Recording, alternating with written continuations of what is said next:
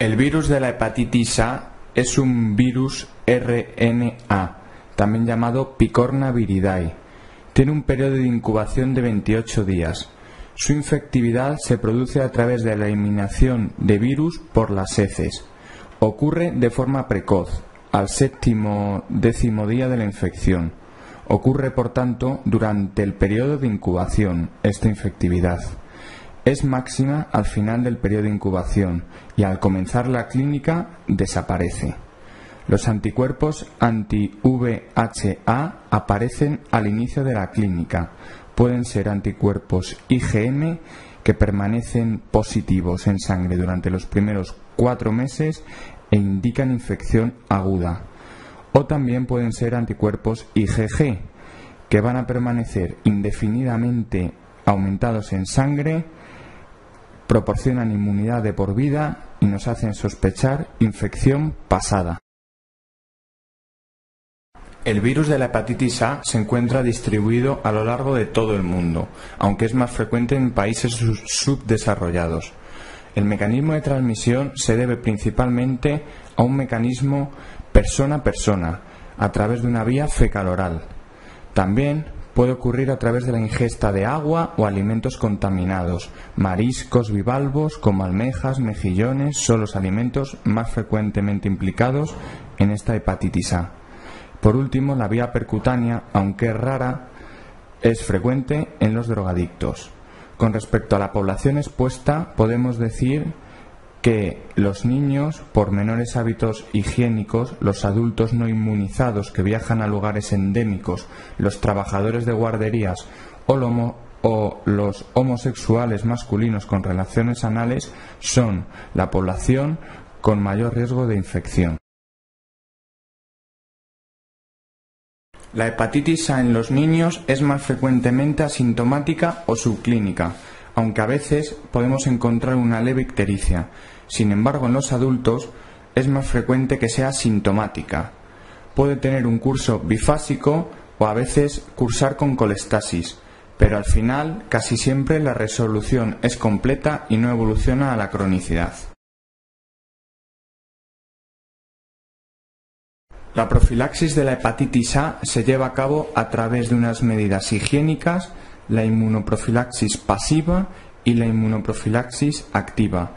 Con respecto a las medidas higiénicas, es muy importante la cloración de las aguas, el control de los vertidos o el aislamiento entérico de los infectados. En segunda opción, para la inmunoprofilaxis pasiva, utilizamos la inmunoglobulina sérica inespecífica, recordar, inespecífica. Esta inmunoprofilaxis pasiva se puede utilizar en la preexposición y en la posexposición. Hoy en día para la preexposición no se utiliza esta inmunoglobulina inespecífica ya que tenemos la vacuna. Sin embargo, tiene indicación para la posexposición en contactos domésticos y contactos íntimos. Por último, la inmunoprofilaxis activa se trata de una vacuna con cepa de virus de la hepatitis A inactivada. Esta vacuna se pone intramuscular en el deltoides y se pone en 2 dosis. Una primera dosis protege un 80-90% más o menos y la segunda dosis a los 6-12 meses protege el 100%.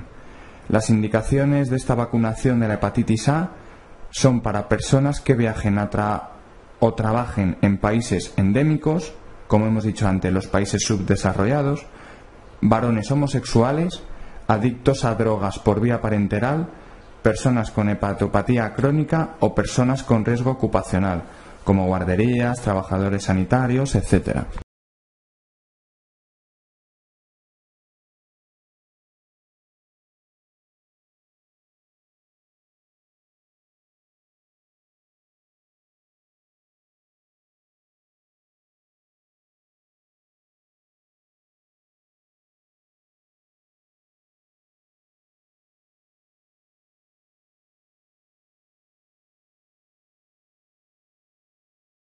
La serología de la hepatitis B es bastante preguntada en el MIR, por tanto es importante que os aprendáis bien la tabla que aparece en el mapa mental. Lo único, recordar la regla del antígeno HBS que indica presencia el antígeno HBC indica contacto y el antígeno HBE que indica replicación. Y recordar que la cepa precore puede indicar, para que os acordéis, una falsa no replicativa y es típico en España, y la cepa de escape puede indicar que escapa la vacuna y no suele aparecer en España.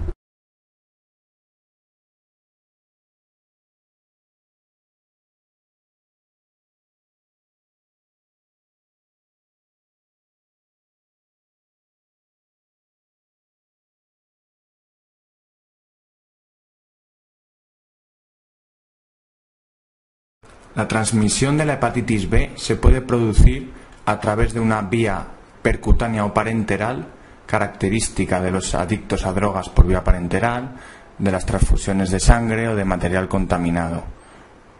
Una segunda vía de transmisión puede ser la transmisión sexual entre heterosexuales, homosexuales masculinos o prostitutas. Por último, la transmisión perinatal madre-hijo es también bastante importante y cabe recordar varias cosas.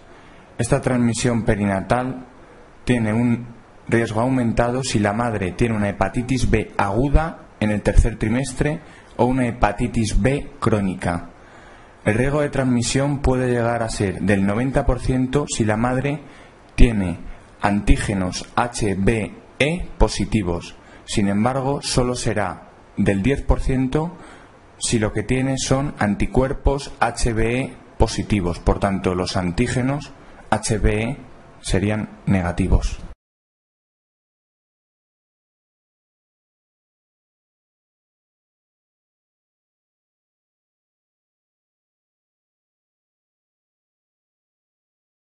Dentro de la clínica de la hepatitis B, cabe recordar las manifestaciones extrahepáticas. Las más frecuentes son a nivel cutáneo la urticaria, el RAS, la acrodermatitis papulosa infantil, etc. A nivel reumatológico podemos destacar las vasculitis o la crioglobulinemia. A nivel renal, la glomerulonefritis membranosa. A nivel neurológico, el Guillain-Barré o la encefalitis. Y a nivel hematológico, la agranulocitosis, la anemia plásica o la trombopenia. Para el diagnóstico de la hepatitis B es importante que recordéis otra vez la tablita de la serología. Simplemente deciros que para el diagnóstico de hepatitis B aguda es imprescindible que aparezcan anticuerpos IgM. Esto recordarlo bien, por favor.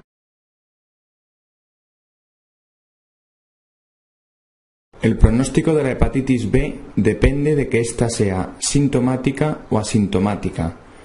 Cuando la hepatitis B cursa con síntomas, hay un riesgo de hepatitis fulminante y muerte de un 1%, un 99% curan y solo un 1% cronifica.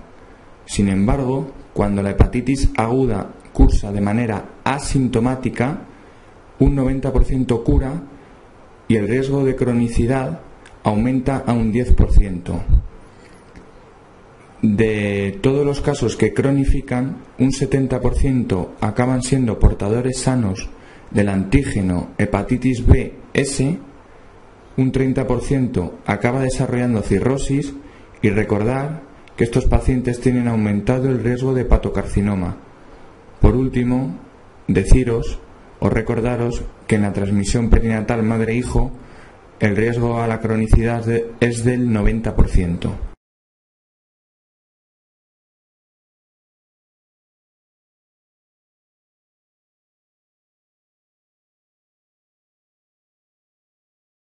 El tratamiento de la hepatitis B depende un poco de si nos encontramos en una fase aguda o crónica de la enfermedad. Si estamos ante una hepatitis B aguda, no vamos a tratar, puesto que, como hemos dicho antes, el 99% tienden a la curación. Sin embargo, si nos encontramos ya en una hepatitis B crónica, lo primero que vamos a hacer es fijarnos en las transaminasas. Si estas son normales, asumo que no hay daño hepático y por tanto no introduzco el tratamiento con interferón. Si las transaminasas, por el contrario, están elevadas o el antígeno HBe es positivo con DNA del virus B positivo y anticuerpos HBe negativos, voy a asumir que puede estar habiendo un daño hepático y lo que se recomienda es hacer una biopsia hepática y empezar el tratamiento con peginterferón alfa. Como máximo 1 año se da de límite. El objetivo del tratamiento con interferón alfa pegilado es conseguir una serología de seroconversión anti-HBe. Esto es, hacer que desaparezca el antígeno HBe para aparecer el anticuerpo HBe. La respuesta de seroconversión es más o menos de un 40%, se consigue mejorar la supervivencia y disminuye el riesgo de desarrollo de hepatocarcinoma.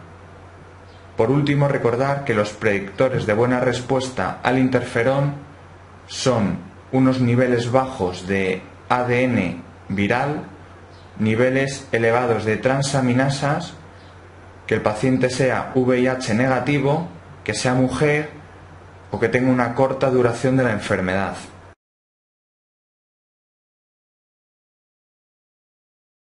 El tratamiento de la hepatitis B por cepas mutantes es un poco especial, ya que, como debéis recordar, es resistente al tratamiento con peginterferón alfa. Por tanto, se van a utilizar para el tratamiento de estas cepas mutantes los nuevos antivirales, como el entecavir o el tenofovir. Hoy en día no utilizándose los antiguos antivirales, la mibudina, defovir, por también alta resistencia. La profilaxis de la hepatitis B se basa en 3 niveles. Las medidas higiénicas son importantes y constan de no compartir con un individuo infectado útiles de aseo personal, usar preservativos, evitar que los infectados donen sangre y utilizar material desechable en el medio hospitalario. Con respecto a la inmunoprofilaxis pasiva, se utiliza la inmunoglobulina específica antivirus de la hepatitis B. Recordad, aquí es específica. En el virus de la hepatitis A era inespecífica. Esta inmunoglobulina específica se va a utilizar en individuos susceptibles tras exposición al virus de la hepatitis B y en recién nacidos de madres portadoras en las primeras 12 horas. Por último, la inmunoprofilaxis activa se utiliza a través de la vacuna recombinante. Recordar que son 3 dosis, a los 0 meses, 1 mes y 6 meses, por vía intramuscular. Esta vacuna se utiliza, o sus indicaciones son, en preexposición en individuos susceptibles, como pueden ser trabajadores sanitarios, ingresados en centros para enfermos mentales, hemodiálisis, adictos a drogas, promiscuidad sexual, personas que habiten o tengan relaciones sexuales con personas infectadas por el virus, etc. A nivel post-exposición se va a utilizar la vacuna en individuos susceptibles tras exposición al virus de la hepatitis B. Y en general, esta vacunación se realiza en la infancia a todo recién nacido y niños y en adolescentes no vacunados previamente. Por último, recordad que ante un pinchazo accidental con sospecha de virus de la hepatitis B tenemos que comprobar el nivel de anticuerpos en sangre.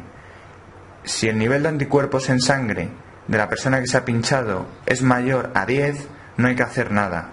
Sin embargo, si este nivel de anticuerpos es menor de 10 y la respuesta no era conocida, debemos intervenir poniendo una inmunoglobulina específica y volviendo a vacunar.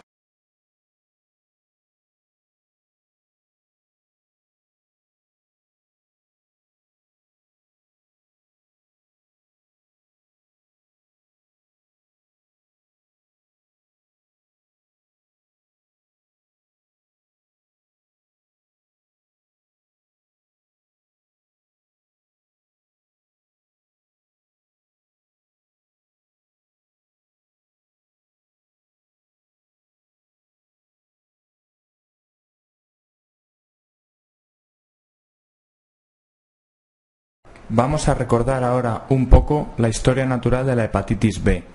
Primeramente, existe una fase llamada de inmunotolerancia en la que no suele haber síntomas, las transaminasas son normales y la lesión histológica es mínima, lo que implica ausencia de respuesta inmune contra los hepatocitos infectados. En la segunda fase hay una respuesta inmunológica, de ahí que se llame fase inmunoactiva o hepatitis B crónica E positiva. Hay disminución del DNA del virus de la hepatitis B, aumento de las transaminasas y actividad histológica. Persiste el antígeno HBe, pero disminuyen los niveles séricos del DNA viral, conforme declina el número de hepatocitos infectados. La tercera fase viene determinada por la capacidad del sistema inmunológico del paciente de lograr una respuesta que elimine las células infectadas. Por tanto, desaparece la secreción del HBe, iniciándose la formación del anticuerpo HBe. Esta fase es precedida de una marcada disminución del DNA viral a niveles no detectables. Esta fase se denomina portador inactivo del antígeno HBs y puede durar largo tiempo.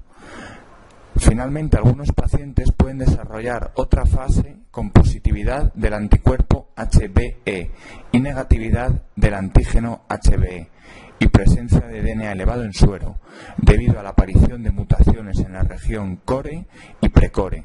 Esta fase se denomina de reactivación o de hepatitis B crónica E negativa. Puede cursar con una actividad más o menos mantenida o mediante brotes de actividad necroinflamatoria.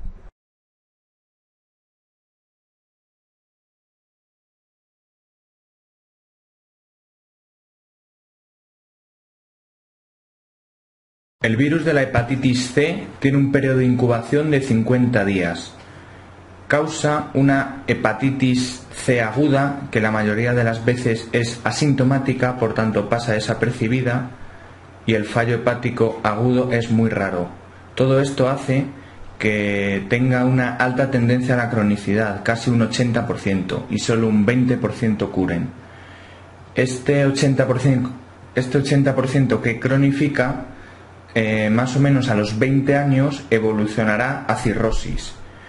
Y a los 29 años, o sea, 9 años más tarde de la cirrosis, desarrollará carcinoma hepatocelular, más o menos un 5-10% al año de estos pacientes con cirrosis por virus de la hepatitis C.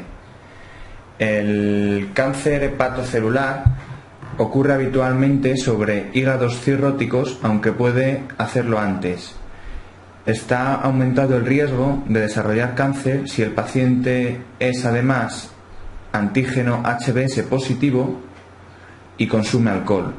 El screening del cáncer hepatocelular se realiza en pacientes cirróticos por virus C, pidiendo alfa-fetoproteína y una ecografía cada 6-12 meses.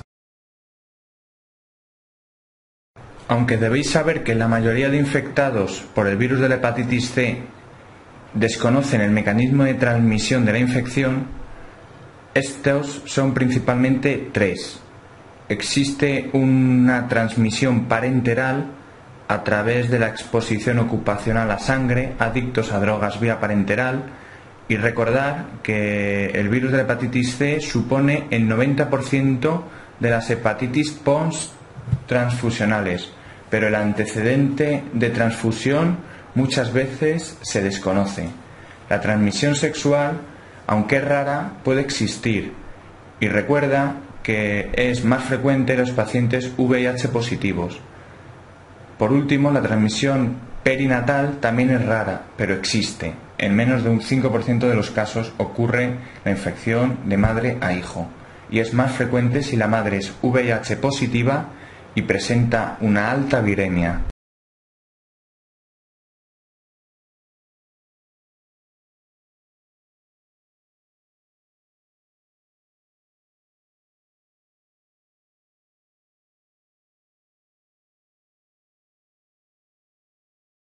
Vamos a recordar los principales síndromes extrahepáticos relacionados con el virus de la hepatitis C.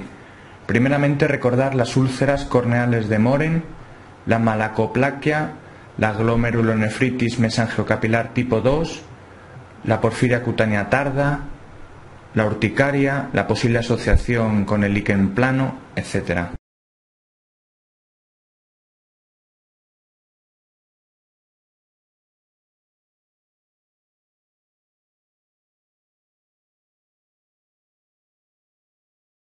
Vamos a recordar los principales síndromes extrahepáticos relacionados con el virus de la hepatitis C. Primeramente, recordar las úlceras corneales de Mohren, la malacoplaquia, la glomerulonefritis mesangiocapilar tipo 2, la porfiria cutánea tarda, la urticaria, la posible asociación con el líquen plano, etc.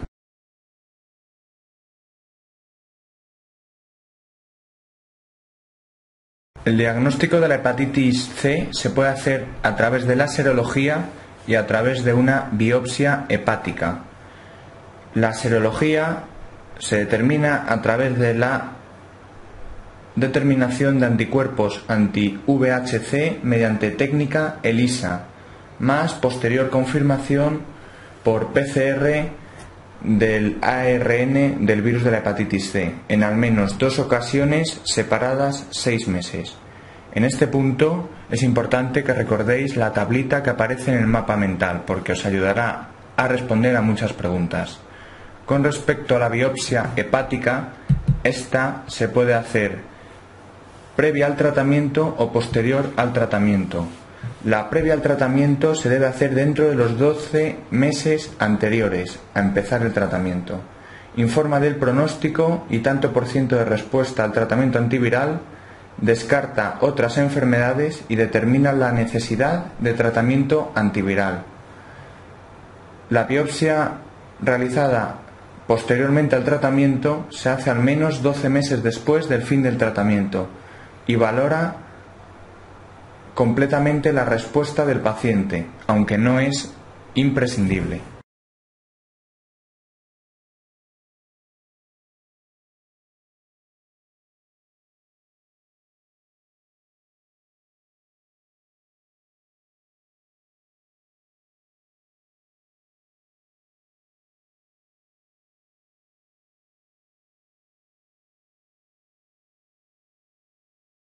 Durante la infección aguda, si tenemos la suerte de que ésta sea sintomática, el tratamiento con interferón va a ser eficaz para eliminar la infección y evitar la evolución a la cronicidad.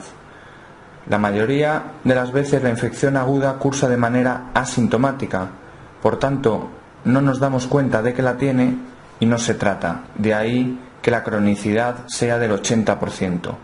Durante la infección crónica, el curso es insidiosamente progresivo, permaneciendo asintomático el paciente muchos años o incluso décadas, a pesar del daño hepático tan avanzado que tiene.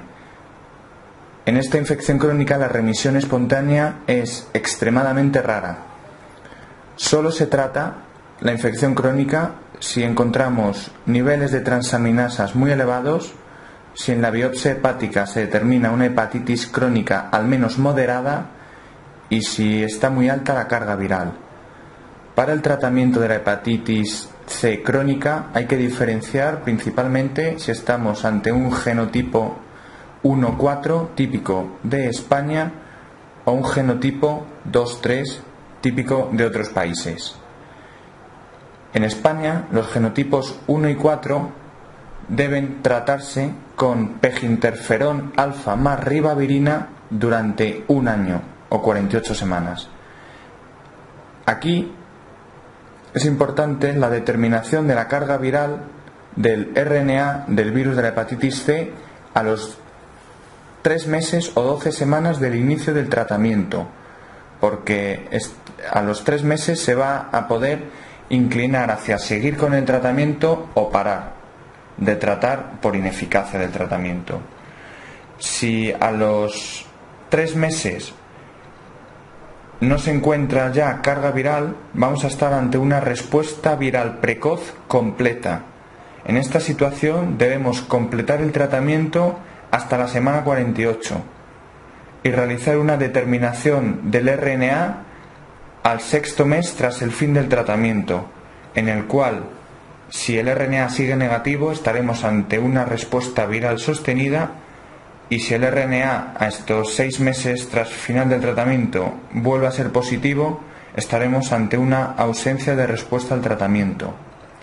Por otro lado, si a los 3 meses encontramos que ha habido una disminución de la carga viral mayor a 2 logaritmos, la respuesta viral precoz será parcial. En esta ocasión debemos hacer una determinación del RNA en la semana 24 y determinar si el RNA es negativo, pasaremos a una respuesta viral precoz completa y continuaremos completando el tratamiento hasta la semana 48. Sin embargo, si hasta semana 24 el RNA sigue siendo positivo, se suspenderá el tratamiento. Y por último, si no existe una disminución de la carga viral mayor a 2 logaritmos, vamos a estar ante una ausencia de respuesta viral precoz y por tanto no merece la pena seguir tratando. En los casos de genotipos 2 y 3 se va a tratar siempre con peginterferón más ribavirina 24 semanas y a partir de aquí se hará una determinación del RNA en el sexto mes tras el fin del tratamiento. Y al igual que antes, si tras estos 6 meses después del tratamiento el RNA es negativo, estaremos ante una respuesta viral sostenida, lo que significaría curación. Y si el RNA es positivo, estaremos ante una ausencia de respuesta al tratamiento.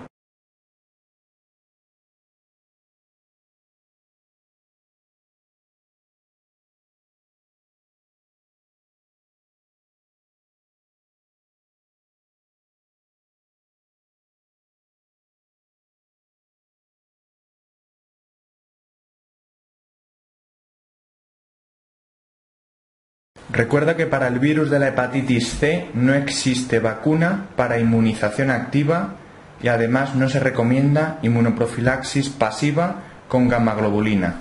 Por tanto, la profilaxis del virus de la hepatitis C va a depender principalmente de realizar un adecuado screening en donaciones de sangre, desapareciendo la transmisión por transfusiones, realizar unas correctas medidas para disminuir la transmisión del VIH, no consumir alcohol en pacientes cirróticos por virus de la hepatitis C y la recomendación de vacunación frente a la hepatitis A y la hepatitis B, ya que recuerda que una hepatitis aguda por estos virus en pacientes afectos de hepatitis C crónica aumenta el riesgo de hepatitis aguda grave.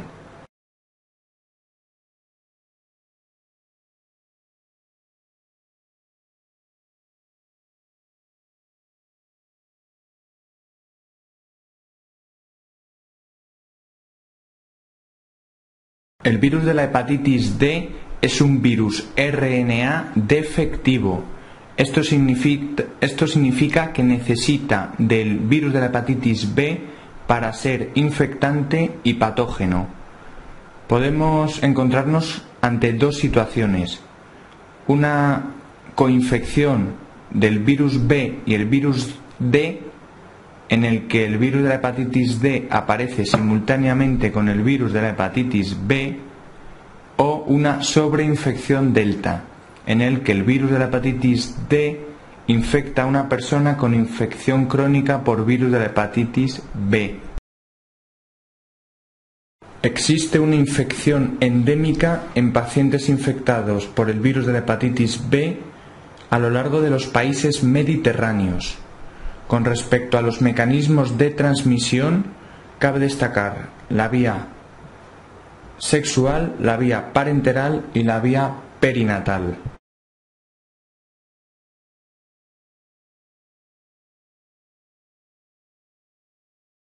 En el caso de la coinfección, existe un discreto aumento en el riesgo de hepatitis fulminante. La cronificación es igual al virus de la hepatitis B aislado. Si estamos ante una sobreinfección, aumenta casi a un 20% el riesgo de fallo hepático severo, con alta mortalidad. y el riesgo de cronificación es casi del 100%.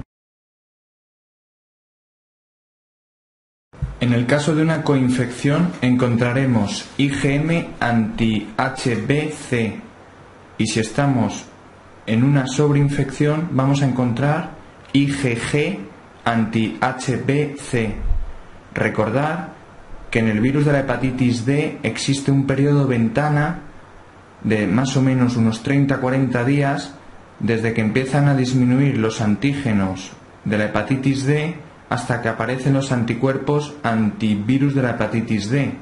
En este periodo, todos los marcadores del virus de la hepatitis D van a ser negativos, excepto el RNA. Tener cuidado con esto.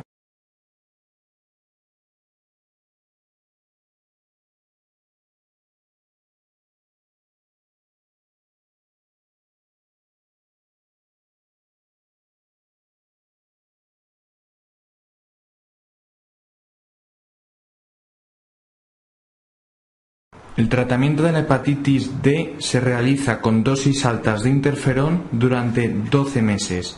Con esto se consigue inhibir la replicación del virus de la hepatitis D y mejorar la clínica en un 50%.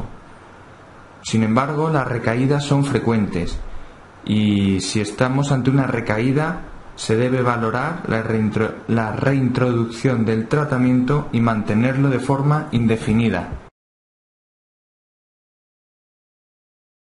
La única profilaxis contra el virus de la hepatitis D es la vacunación frente al virus de la hepatitis B. En pacientes infectados por VHB crónico no existe inmunoprofilaxis para el virus de la hepatitis D. Lo único, lógicamente, evitar la vía percutánea y el contacto íntimo para evitar la sobreinfección por el virus de la hepatitis D.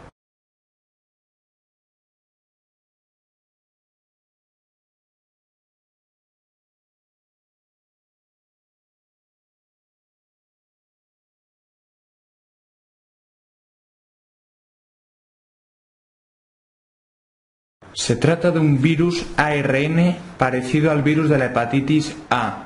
Tiene un periodo de incubación de unos 30-40 días y el virus E se elimina por heces al final del periodo de incubación. Los anticuerpos antivirus de la hepatitis E aparecen en este momento y pueden ser IgM, que aumentan rápidamente y caen a las pocas semanas e indican infección aguda, o IgG, que permanecen elevados largo tiempo. Con respecto a los mecanismos de transmisión del virus de la hepatitis E, cabe destacar un mecanismo fecal-oral parecido al virus de la hepatitis A y una contaminación de las aguas, siendo la transmisión persona a persona rara.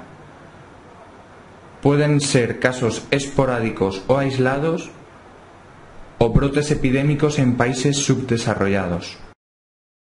Una hepatitis E en un joven o adulto cursa como un cuadro de hepatitis colestásica leve.